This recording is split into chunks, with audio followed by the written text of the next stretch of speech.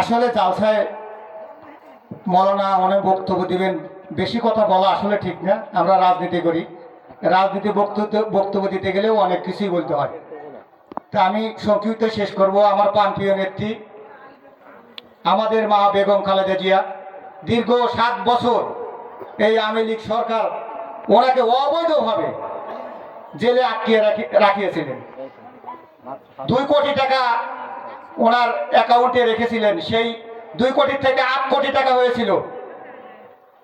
তার বিনিময় উনি ওই টাকা ছুঁয়েও দেখেন নাই, অথচ এই সরকার তাকে অবৈধভাবে 17 বছর কিভাবে তাকে চিকিৎসা হতে দিল না।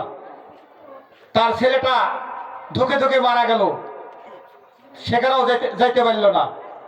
আজকে যাই হোক, 5ই আগস্টের পর আমরা মুক্তভাবে এইভাবে আমরা যাত্রা করতে পারছি, সব কিছু করতে পারছি। আমাদের প্রাণপ্রিয় নেত্রী বেগম খালেদা জিয়া উনি বিদেশে চলে গেছেন, ওনার জন্য দোয়া করবেন।